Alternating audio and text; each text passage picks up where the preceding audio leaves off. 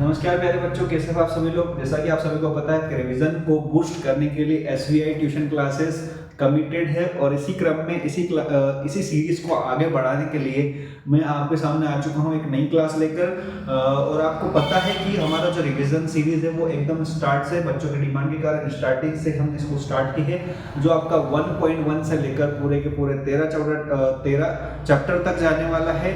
और इसके लिए मैं आपको एक क्लास ले चुका हूं और नेक्स्ट क्लास में हम इसके जो बचे हुए क्वेश्चन है वो आपको बताने वाला हूं।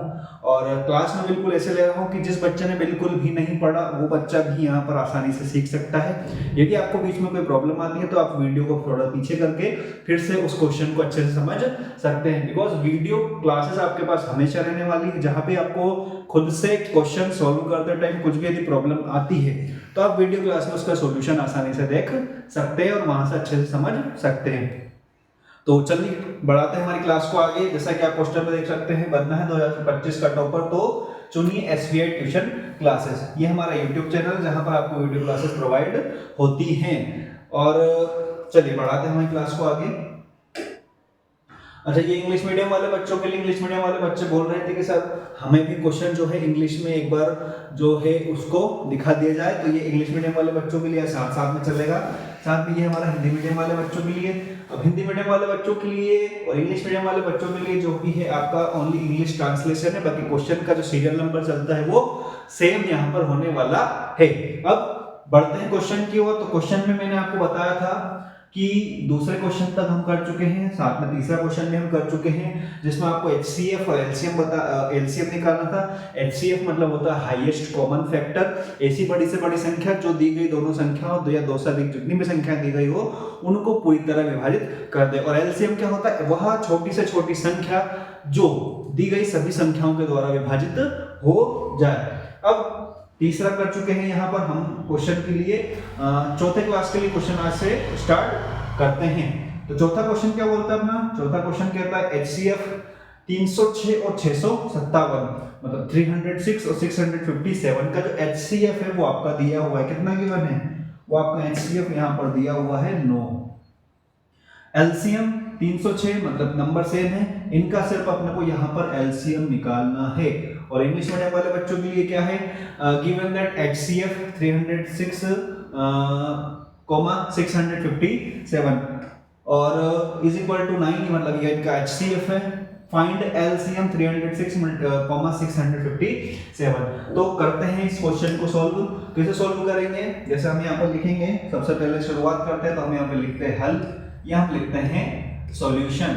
अब लिखने के बाद क्या लिखना है, लिखोगे कि गिवन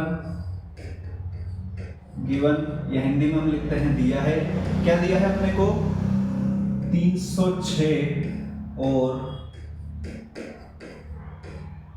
657 का क्या दिया हुआ है, हमें दिया हुआ है HCF 306 और 657 का अपने को दिया है। HCF कितना दिया है, 9। ठीक है, अब हमें निकालना है इनका एलसीएम। हम यहाँ पे लिखेंगे 100 या इसलिए या अतः करके लिख सकते हो आप, अतः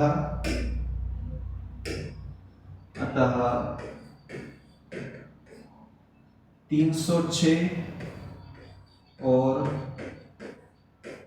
657 का एलसीएम। अब एलसीएम निकालना है इंग्लिश मीडियम वाले बच्चों के लिए। Given HCF of 306 and 657 is equal to 9. So LCM of 306 and 657. तो यही प्रोसेस आपकी दोनों में करना है इस क्वेश्चन को आगे। एलसीएम निकालना है, चूंकि हमें तो एलसीएम निकलता है आपका दोनों का साथ, तो दोनों को साथ लिख के हम इसको अभाज्य गुणनखंड, जिसको इंग्लिश में बोलते हैं प्राइम फैक्टराइजेशन मेथड, उससे इसको सॉल्व करना स्टार्ट करते हैं। चलिए, सबसे पहले मुझे यहाँ पर दिख रहा है एक सम संख्या, ठीक है 6, इसमें विषम दिख रही है, मतलब ये तो आपका कैंसिल आउट होने वाला है। तो स्टार्ट करते हैं इसको 2 से। जब आप इसको डिवाइड करेंगे 2 एकम 2, एक बचेगा आपका 2 पंजे 10, फिर एक बचेगा 2 तिया 6, 2 के लिए खत्म हो चुका है, साथ में 2 से आपका डिवाइड नहीं होना है, तो इसको आप एज इट इज लिख देंगे। अब चेक करेंगे कि क्या ये 3 से डिवाइड हो रहे हैं। 3 से डिवाइड होने के लिए मैंने आपको ट्रिक बताई थी कि जो संख्या दी हुई है उसकी जो डिजिट्स होती है उनको आप ऐड करो। ऐड करिए, 5 3 8 और 1 9। ठीक है, इसके लिए। अब इसमें 9 जो आया है क्या वो 3 से विभाजित है? बिल्कुल हाँ, 9 जो है 3 के पहाड़े में आता है, मतलब ये संख्या भी 3 से आपकी विभाजित हो जाएगी। फिर इनको चेक करते हैं, 6 और 5 11 और 7 18, बिल्कुल ये भी 3 से विभाजित है, तो इसको 3 से हम कैंसिल आउट कर लेते हैं। 3 5 15 और 3 एकम 3। फिर ये काटते हैं 3 से, 3 दूनी 6, 3 एकम 3, फिर आपका 2 के लिए बचता है 3 नंबर 27। फिर आपका 3 से 5 और 1 6, बिल्कुल 6 3 से कट जाता है, 2 और 1 3, और ये 9 और 3 आपका हो जाता है 12, 12 भी 3 से कटता है। तो आप एक बार और इसको 3 से कर सकते हैं। ये मेथड या ये ट्रिक्स जिससे आप डिविजिबिलिटी आपकी चेक करते हैं, तो ये आपके काम आती है एग्जाम में। वहां पर आपको ऐसा नंबर ढूंढने में आसानी होती है जिससे आप उसको कैंसिल आउट कर सकें, आप कंफ्यूज नहीं होते और आपका समय व्यर्थ होने से बच जाता है। ठीक है, 3 से कैंसिल आउट करते हैं, इसको हमारा आता है 3 एकम 3, 3 7 21, 3 7 21, 3 3 9। अब देखिए ये भी अभाज्य संख्या है और ये भी एक अभाज्य संख्या है, इसलिए हम इसको कैंसिल आउट करते हैं 17 से डायरेक्ट, और ये आपका 73, और 73 एक अभाज्य संख्या है, इसलिए हम इसको 73 या 73 से ही कैंसिल आउट करेंगे। अब एलसीएम निकालते हैं, तो एलसीएम की जो लास्ट जो स्टेप होती है वो क्या होती है कि जितने भी आपके प्राइम फैक्टर निकले हैं उनका आप करिए मल्टीप्लिकेशन। कैसे, उनको पहले हम लिख लेते हैं, 2 गुना 3 गुना 3 गुना में आपका आएगा 17, फिर इंटू में आएगा आपका, यहाँ पर एक कलर दिखेगा नहीं इसलिए हम इसको कलर चेंज करते हैं, मल्टीप्लाई, लास्ट में जो नंबर बचता है वो आता है आपका 13। ठीक है, चलिए मल्टीप्लाई करिए, ये आपका 3 दूनी 6, 6 थी आपका 18, छोटे छोटे टुकड़ों में आप करेंगे तो आपको थोड़ा इजी यहाँ पर होने वाला है। मल्टीप्लाई इन दोनों को कर लीजिए, 13 7 91 होता है आपका, फिर आपका बचता है 9, 13 एकम 13 और 9 3 होता है 13 और 9 होता है आपका 22। ठीक है, यहाँ पर एक स्टेप और पढ़ने वाली है आपकी, क्यों? क्योंकि आप इन दोनों का मल्टीप्लाई जब करेंगे, तो जब इन दोनों का मल्टीप्लाई करते हैं तो आपका आंसर आने वाला है यहाँ, आप मल्टीप्लाई करेंगे 18 का डायरेक्ट मल्टीप्लाई कर लीजिए, 18 एकम 18 होने वाला है, आपका कैरी होने वाला है 1, 18 दूनी 36 और एक होता है आपका 37। फिर आगे के लिए जो शेष पर होने वाला है वो जो हासिल जो होने वाला है वो होता है 3, 18 दूनी 36 और 3 होता है आपका 39। मतलब इसके लिए आपका जो एलसीएम आने वाला है वो आपका होने वाला है 3928। यहाँ पर थोड़े जो स्पेस है वो कम था, इसलिए मैंने उसको एडजस्ट करके एक ही पेज पर आंसर पूरा करके ला दिया है। आप चाहे तो अपने पेज खत्म होता है तो उसको नेक्स्ट पेज पे या आगे उसको सॉल्व कर सकते हैं। तो ये हमारा आने वाला है इस क्वेश्चन के लिए आंसर। तो आपको यदि इस क्वेश्चन में डाउट है और यदि कुछ समझने में यहाँ पे परेशानी हुई है तो आप वीडियो को थोड़ा पीछे बिल्कुल करें और फिर से इस वीडियो को चला करके क्वेश्चन पूरा समझ सकते हैं। चलते हैं अपने नेक्स्ट क्वेश्चन के लिए। नेक्स्ट क्वेश्चन हमारा बोला है कि जांच कीजिए, इसको हम हटा देते हैं। हमारा क्वेश्चन है अगला पांचवा क्वेश्चन के लिए हम यहाँ पर रीड करते हैं पहले इसको कि जांच कीजिए कि क्या किसी प्राकृत संख्या n के लिए संख्या 6 की घात n अंक 0 पर समाप्त हो सकती है। इंग्लिश मीडियम वाले बच्चों के लिए क्वेश्चन है कि check whether 6 to the power n can end with the digit 0 for any natural number n।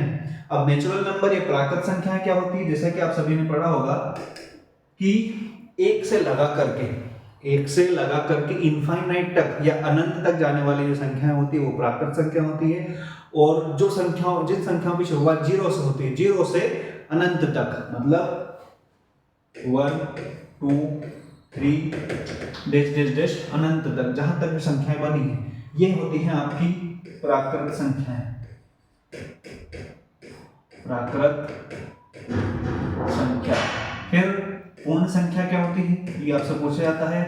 पूर्ण संख्या होती है 0 से लेकर 0 1 2 3 डैश ये आपका इनफाइनाइट या अनंत, मतलब यदि 0 को भी शामिल कर लिया जाए तो वो आपकी पूर्ण संख्या होगी, और सिर्फ 1 से चालू करके अनंत तक जाए तो प्राकृत संख्या होगी। कई बार आपसे क्वेश्चन यहाँ पर पूछ लिया जाता है कि सबसे छोटी पूर्ण संख्या है तो वो उत्तर हमारा होता है 0, सबसे छोटी प्राकृत संख्या है तो वो होता है 1। यहाँ से भी आपको क्वेश्चन बनना की संभावना है। क्वेश्चन पे चलते हैं अपने। क्वेश्चन क्या कहता है, क्वेश्चन एक बार रीड कर चुके हैं, आप जांच कीजिए कि क्या किसी प्राकृत संख्या n के लिए संख्या 6 की घात n अंक 0 पर समाप्त हो सकती है। तो इसके लिए एक छोटा सा सॉल्यूशन मैं आपको बताता हूँ। क्या है सॉल्यूशन कि देखिए यहाँ पर हम हल के साथ इस क्वेश्चन को शुरुआत करेंगे। ठीक है, यहाँ पर हमारा होता है 6 की घात n।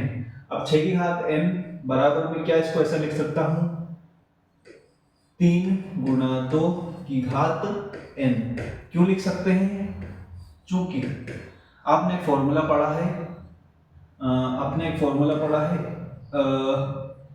a इंटू, इसको हम कैसे लिख सकते हैं, और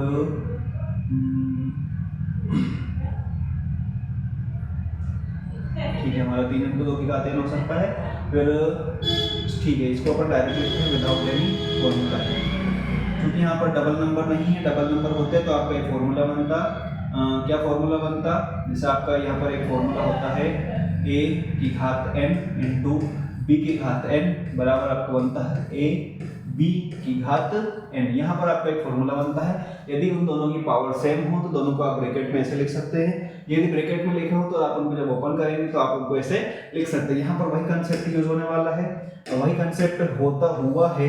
तो इसको 6 टू दी पावर n, तो 6 को मैं 3 गुणा 2 की घात में यहाँ पर इसको डिवाइड कर सकता हूँ। तो 3 गुणा 2 की घात n, अपन इसको ऐसे लिख सकते हैं। अब हमसे पूछा है कि संख्या 6 की घात n अंक 0 पर समाप्त हो सकती है। जांच करना है अपने को, सिर्फ क्या करना है, जांच करना है। तो यहां पर मैं एक लाइन लिखता हूं, जांच कैसे करेंगे? जांच करने के लिए क्या करना है आपको, संख्या को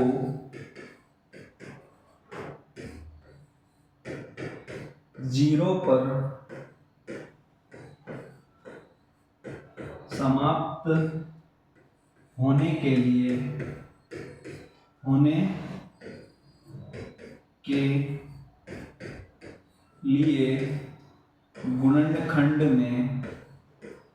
गुणनखंड में किसी सम संख्या के साथ, किसी सम संख्या के साथ 5 का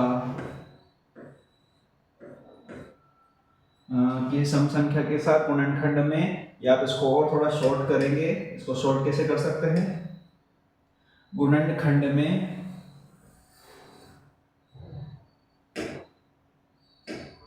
5 का, गुणनखंड में 5 का शामिल होना आवश्यक है।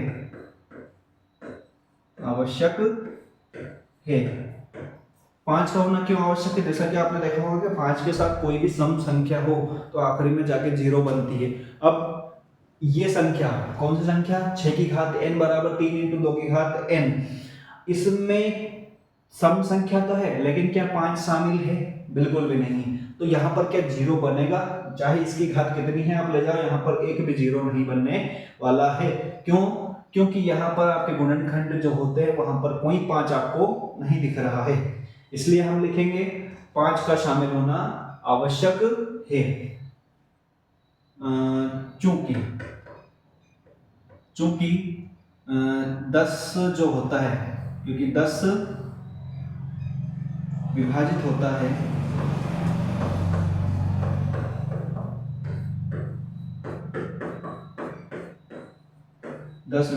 है, आपका 5,2 से विभाजित, मतलब 10 के जो गुणनखंड है वो 5,2 होते हैं। अब 10 मतलब एक जीरो होने के लिए आपका वहां पर 10 होना जरूरी है, और 10 आपका विभाजित होता है 5,2 से। तो आप इसके लिए डायरेक्टली लाइन लिख सकते हैं, अतः 6 की घात n में, जो आपका क्वेश्चन में सेगमेंट दिया हुआ है, जांच कीजिए कि क्या प्राकृत संख्या n के लिए 6 की घात n संख्या 0 पर समाप्त हो सकती है। तो 6 की घात n में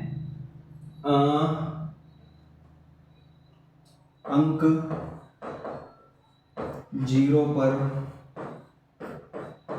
समाप्त नहीं हो सकता। सिर्फ आपको कारण लिखना है, बाकी अदर बुक्स में या अदर आप गाइड देखें तो वहां पर इसका बहुत डिटेल दिया हुआ है, जो कि हमारे काम का बिल्कुल भी नहीं है। आपको ओनली शॉर्ट में लिखना है कि संख्या को 0 पर समाप्त होने के लिए गुणनखंड में 5 का शामिल होना आवश्यक है। क्योंकि 10 में क्या है, 10 के आखिरी में आती है 0। 10 विभाजित होता है 5,2 से, अर्थात 6 की घात n में अंक 0 पर समाप्त नहीं हो सकता। इसको थोड़ा करेक्ट करेंगे, 0 पर समाप्त नहीं हो सकता। केवल इतना ही आपका इस क्वेश्चन का आंसर बनता है। ठीक है, चलिए बढ़ते हैं अपने नेक्स्ट क्वेश्चन की ओर। नेक्स्ट क्वेश्चन है हमारा, अगला क्वेश्चन क्या है, अगला क्वेश्चन हमारा व्याख्या कीजिए कि 7 गुना 11 गुना 13 प्लस 13। ठीक है, 7 गुना 6 गुना 5 गुना 4 गुना 3 गुना 2 गुना 1 प्लस 5 भाज्य संख्याएं है क्यों। अब इंग्लिश मीडियम वाले बच्चों के लिए क्वेश्चन है, इंग्लिश मीडियम वाले बच्चों के लिए क्वेश्चन है कि explain why 7 multiply 11 multiply 13 plus 13 and 7 multiply 6 5 4 3 2 1 plus 5 are composite number. अपने को ये चेक करना है या प्रूव करना है या इसका रीजन बताना है कि ये एक कंपोजिट नंबर है या ये एक भाज्य संख्या है जो इनसे बनने वाली है, वो है तो क्यों। अब अभाज्य संख्या में मैंने आपको उसकी परिभाषा बताई थी कि अभाज्य संख्या में एक और स्वयं के अलावा इसका कोई और गुणनखंड नहीं होता, मतलब ये किसी और संख्या से विभाजित नहीं होती। तो यहाँ पर इस परिभाषा के अपोजिट होने वाला है, इस परिभाषा के विपरीत होने वाला है। चलिए आइए देखते हैं कैसे। कि क्वेश्चन है अपना पहला, तो हम इसको मान लेते हैं, स्टार्ट करते हैं अपन हल से।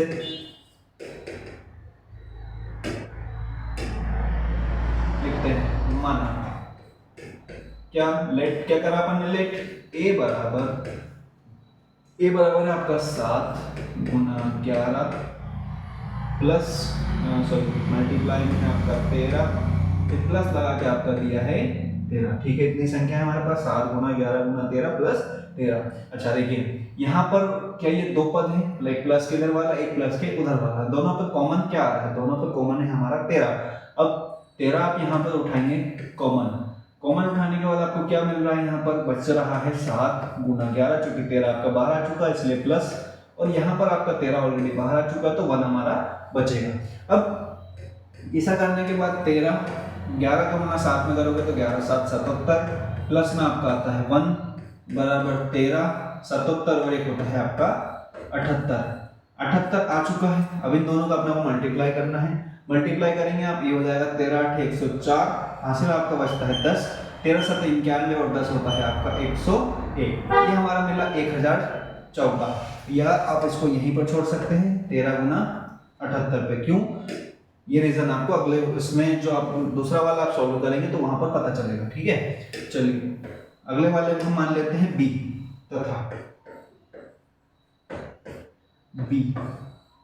बी बराबर क्या है, 7 गुना 6 गुना 5 4 3 2 1, 7 से लेकर के आपका 1 तक है, 6 5 4 3 2 1 और प्लस लगा के हमें दिया हुआ है 5। ठीक है, हमने इसको भी मान लिया बराबर।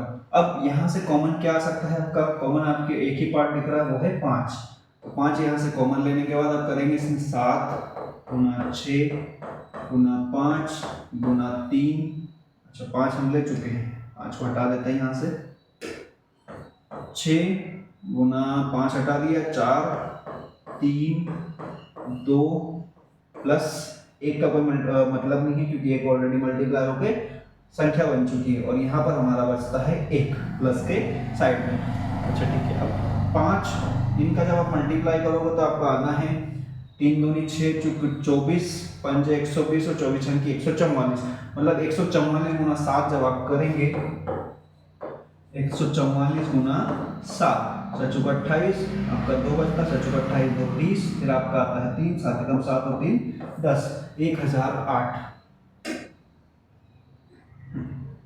आपका ये बचना है 1008, प्लस में क्या है हमारे पास, प्लस में हमारे पास है 1 बराबर 5 और ये हमारा आता है 1009 मल्टीप्लाई होके, चूंकि अब आपसे बोला था कि व्याख्या कीजिए कि क्या ये अभाज्य संख्याएं हैं। अब क्या ये आपको देखने पर अभाज्य संख्याएं लग रही है? नहीं है। क्यों? क्योंकि यहाँ पर 13 एक अभाज्य संख्या, लेकिन उसके साथ 78 मल्टीप्लाई करें। अब 78 आपका 3 से, 2 से और 29 से, सॉरी 29 दूनी 58 और ये 29 से नहीं कटेगा, लेकिन आपका 3 से और 2 से जरूर कट सकता है और खुद स्वयं 78 से भी कटेगा। फिर जब ये इतनी संख्याओं से कट रहा है तो ये अभाज्य संख्या कैसे हो सकती है? यदि ये भाज्य है तो इसके साथ गुणा होकर जो आएगी वो भी भाज्य संख्या ही आएगी। फिर ये देखिए, ये जो पूरी संख्या है ये 5 से भी डिवाइड हो रही है, 1009 से भी डिवाइड हो जाएगी। क्यों? क्योंकि 1009 में जब 5 का गुणा करोगे तो वो जो संख्या बनेगी वो 1009 से ही भी डिवाइड होगी। साथ में ये स्वयं से भी डिवाइड होगी।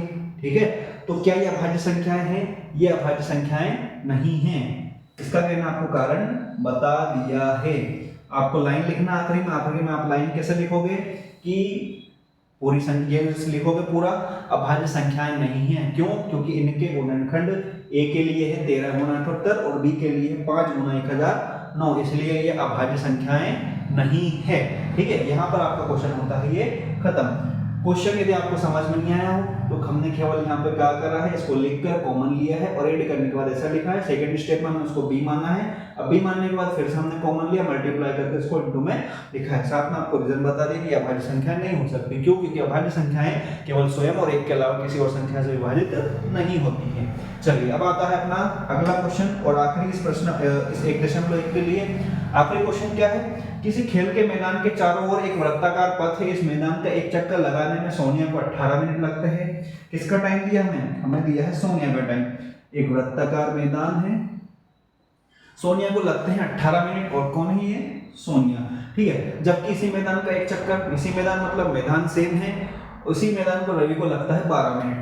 रवि को लगने वाला है 12 मिनट। ठीक है, और लगते हैं, मान लीजिए कि वे दोनों एक ही स्थान और एक ही समय पर चलना प्रारंभ करके एक ही दिशा में चलते हैं। कितने समय बाद वे पुनः प्रारंभिक स्थान पर मिलेंगे? मतलब ये एक वृत्ताकार आपका मैदान है और दोनों ने एक ही जगह से स्टार्ट किया हुआ है, और लेकिन दोनों का टाइम अलग अलग है चक्कर को पूरा करने का। ठीक है, अब हमें बताना है कि ये दोनों एक साथ एक स्थान पर पुनः प्रारंभिक स्थान पर कितने समय बाद वो मिलेंगे। इंग्लिश मीडियम वाले बच्चों के लिए क्वेश्चन में लाया हूँ। इंग्लिश मीडियम वाले बच्चे यहाँ पर रीड करेंगे क्वेश्चन को। There is a circular path around a sports field. Sonia takes 18 minutes to drive one round of the field, while Ravi takes 12 minutes for the same. Suppose they both start at the same time. यहाँ पर question थोड़ा बच रहा है। सो अपने से पूछा हुआ है कि what time they will meet, which time they will meet at a place. यहाँ पर एक स्थान पर मिलने का उनका समय अपने से पूछा गया है। चलिए निकालते हैं इस क्वेश्चन का आंसर। क्वेश्चन में फिर वहीं से स्टार्ट करेंगे हम। क्या लिखते हैं? हमेशा दिया है लिखते हैं हल। हल के साथ आपको हर क्वेश्चन या सॉल्यूशन के साथ आपको हर क्वेश्चन स्टार्ट करना है। ठीक है, फिर हम लिखते हैं दिया है। क्या दिया है? दिया है, ये क्वेश्चन में आपको हमेशा गिवन रहता है। दिया है एक चक्कर लगाने में, एक चक्कर लगाने में किसको टाइम दिया? हमें टाइम दिया हुआ है एक चक्कर लगाने में सोनिया को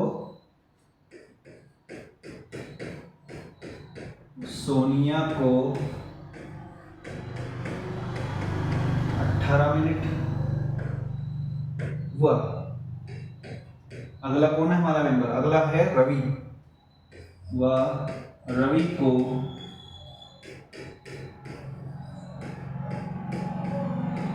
लगने वाला समय, रवि को कितना समय लगता है? रवि को लगता है 12 मिनट। अब एक ही स्थान और एक ही समय पर चलना प्रारंभ करके एक ही दिशा में चलते कितने समय बाद पुनः प्रारंभिक स्थान पर मिलेंगे? तो मैं यहाँ पे लिखता हूं प्रारंभिक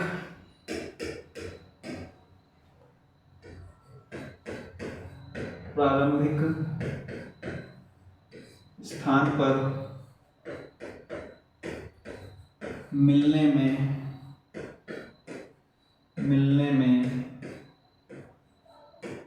ये एक साथ है ना, एक साथ आप लिख लेंगे एक साथ। एक साथ प्रारंभिक स्थान पर मिलने में लगने वाला समय बराबर बराबर क्या लिखेंगे, बराबर 18,12 का LCM। बस इसमें यही निकालना है, बाकी देखने में आपका क्वेश्चन बड़ा है लेकिन इसका सॉल्यूशन उतना ही सिंपल है। चलिए निकालते हैं 18 और 12 का LCM। 18,12 निकालेंगे, पहले 2 से इसको कट करेंगे, 2 में 18, 2 6 12, फिर 2 से आप कट करेंगे 9, 2 6, फिर आप 3 करेंगे, 3 3 9 और 3 एकम 3, फिर 3 से करेंगे 3 एकम 3 और 3 एकम 3। क्या निकल कर आना है आपका LCM? LCM हमारा निकलेगा जो फैक्टर्स हैं इसके प्राइम फैक्टर्स वो हम लिख लेते हैं, 2 गुना 2 गुना 3 गुना 3। ठीक है, अब इनका मल्टीप्लाई करेंगे आप, 2 दूनी 4, 3 12 या 36। हमारा आंसर निकल के आता है 36 और यही हमारा जो है वो है मिनट, जो आपकी यूनिट थी मिनट थी, इसलिए हम लिखेंगे अतः दोनों एक साथ 36 मिनट के बाद मिलेंगे। ठीक है, यही इस क्वेश्चन के लिए हमारा फाइनल आंसर बन जाएगा। तो 1.1 के हम लगभग यहाँ पर सारे क्वेश्चन कर चुके हैं। अब 1.1 में से दोस्त यदि मेन पॉइंट देखा जाए तो आपको पहले क्वेश्चन में से एक क्वेश्चन अच्छे से या लर्न करना है, अच्छे से उसकी प्रैक्टिस करनी है, तो आपके दूसरा और तीसरा क्वेश्चन बन जाएंगे। दूसरे क्वेश्चन में भी सेम ऐसा है, चाहे तो ये इनके अच्छे से प्रैक्टिस कर लीजिएगा तो बाकी के तीनों क्वेश्चन आपके बन जाएंगे। इसी क्वेश्चन में 3 में बाकी सारे सेम है, किसी एक क्वेश्चन के अच्छे से प्रैक्टिस करना है आपको।